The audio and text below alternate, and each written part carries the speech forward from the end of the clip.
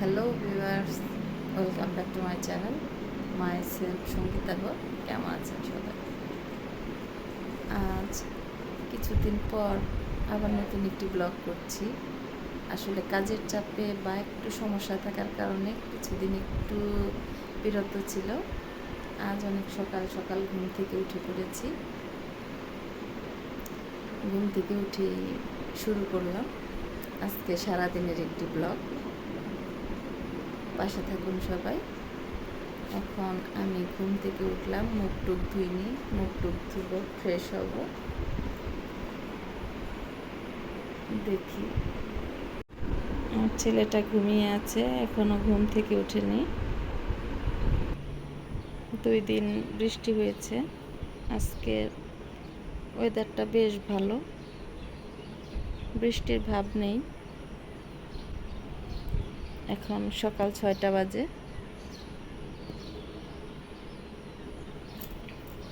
অনেক কাজ আছে, রান্না বাড়া, স্নান, অফিসে যেতে হবে, তো সকাল সকাল সব কিছু তাড়াতাড়ি করে নিতে হবে। এখন আমি বাথরুমে ঢুকবো, ফ্রেশ হওয়ার জন্য ওয়াশরুমে যাব।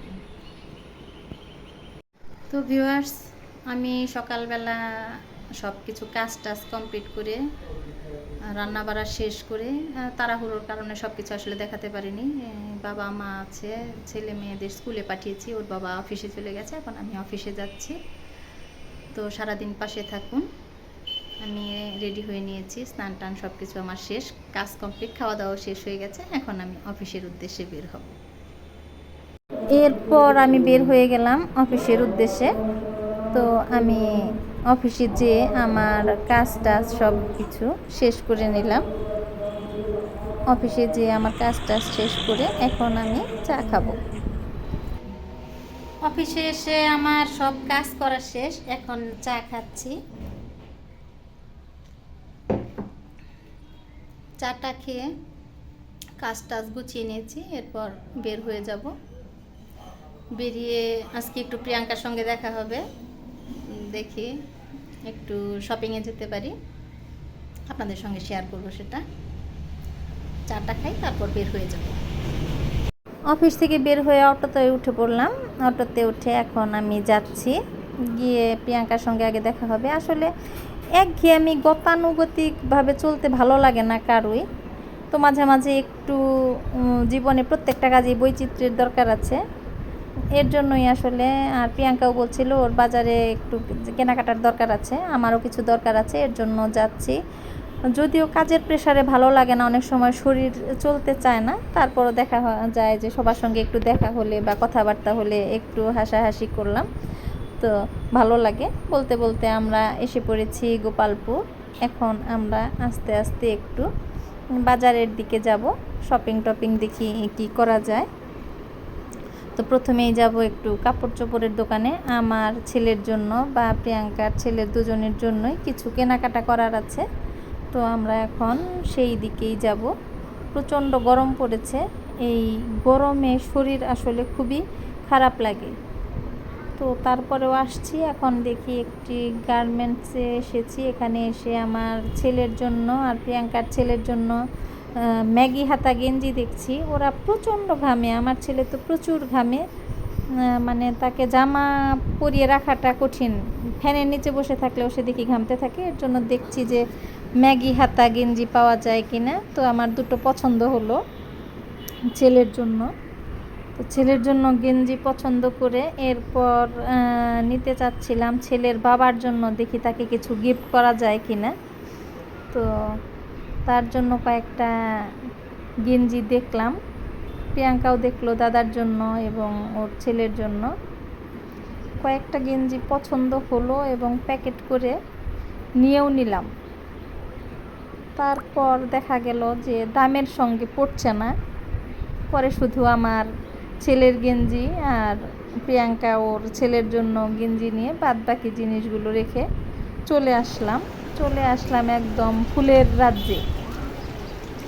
এই দোকানটাতে আসলে আমার খুবই ভালো লাগে, যদিও কৃত্রিম ফুল, তারপরও মানে মনটা জুড়িয়ে যায়। এত সুন্দর সুন্দর রং বেরঙের ফুল দেখলে, দূর থেকে দেখলে মনে হয় যে না একদম বাগানে চলে আসছি, ফুলের বাগানে। তো এখানে আসলে কিছু টুকিটাকি জিনিস কেনার ছিল, সেগুলো এটা কত? গুছিয়ে নিলাম। জিনিসগুলো আজকে আমি আসছে। কিনে নিলাম ঘর সাজানোর জন্য। দুই একটা জিনিস আসলে দোকানটাতে আসলে ভালো লাগে, মনে হয় অনেক কিছু নেই। এই আমার ভিডিও স্বাদ, দেখো তুমি। স্বাদ এবং সাধ্য দুটোরই দরকার আছে তাই? এই দোকানে আসলে, কিন্তু সবই নিতে ইচ্ছা করে, ঠিক আছে কিন্তু ভাই। সাধ্যে কুলায় না। তাই যেটুকু পারলাম নিয়ে গেলাম দু একটা জিনিস নিয়ে। এরপর চলে আসলাম কনফেকশনারি দোকানে। এই দোকানে আমরা মাঝে মাঝেই আসি। তো আমার ব্রাশের দরকার ছিল, আমি আবার একটু হার্ড ব্রাশটা ব্যবহার করি। আমিও ব্রাশ কিনলাম, প্রিয়াঙ্কাও ব্রাশ কিনলো। এরপর প্রিয়াঙ্কাকে বলছিলাম যে আইসক্রিম টাইসক্রিম কিছু খাবে কি না। প্রচণ্ড গরম, গরমের মধ্যে আসলে এটাই ভালো লাগে। তারপরেও যদিও আইসক্রিম খেলে দেখা যাচ্ছে নানান সমস্যা হয়, গলা টলা ব্যথা করে। তো প্রিয়াঙ্কাকে বললাম যে আইসক্রিম খাবে কি না। তো আজকে বললো যে না, আইসক্রিম খাবে না।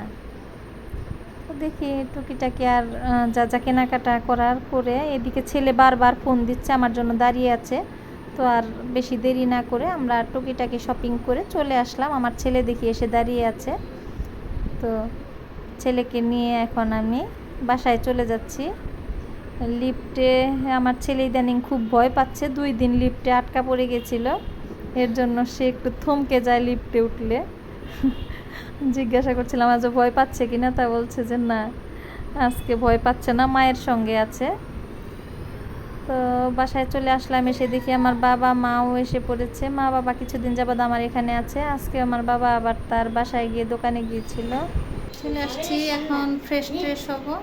ফ্রেশ হয়ে সবাইকে খেতে দেবো। আমার বাবার খুব খিদে লেগেছে, আমার ছেলে মা সবারই সব খিদে পেয়েছে। এখন আমিও খেয়ে নেব, সবাই এখন আমরা দুপুরের খাবার খাবো।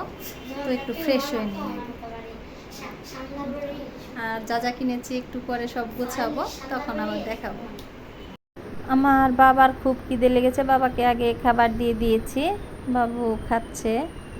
তো আজকে সকালে আসলে তেমন একটা কিছু রান্না করে যেতে পারিনি, প্রচণ্ড গরম এবং খুব তাড়াহুড়োর মধ্যে মাছ, ডাল এবং নিরামিষ সবজি রান্না করে গিয়েছিলাম, এই দিয়েই খাওয়া হচ্ছে।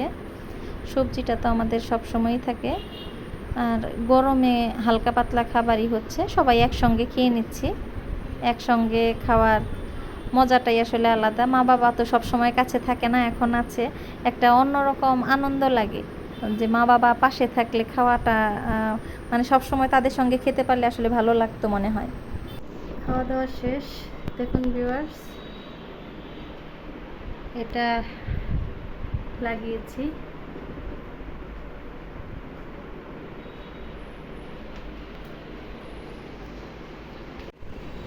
খাওয়া দাওয়া শেষ করে আসলাম।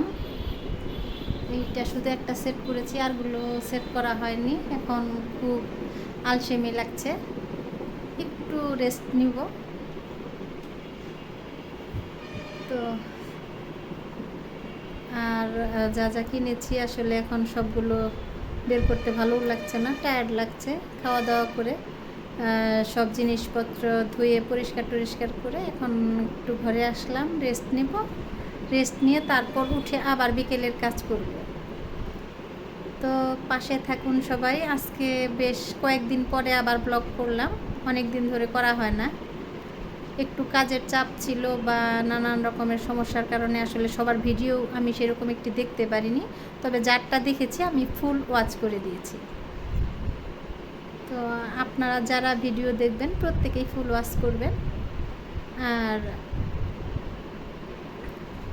যারা সাবস্ক্রাইব করেনি সাবস্ক্রাইব করবেন। এবং যদি নতুন সাবস্ক্রাইবার হয়ে থাকেন, আমি সাবস্ক্রাইব করলাম তার অন্ততপক্ষে একদিন 24 ঘন্টা পরে সাবস্ক্রাইব করবেন, নাহলে কিন্তু সাবস্ক্রাইব কেটে দেয়, ইউটিউব সাবস্ক্রাইব কেটে দেয়। এই জিনিসটা অবশ্যই মাথায় রাখবেন। আর ইদানিং দেখছি বারবার কেমন যেন সাবস্ক্রাইব কেটে যাচ্ছে, বুঝতে পারছি না। তো যাই থাক, ভালো থাকবেন, সুস্থ থাকবেন। আবারও দেখা হবে নতুন কোনো ব্লগে। সেই পর্যন্ত ভালো থাকুন, সুস্থ থাকুন, টাটা।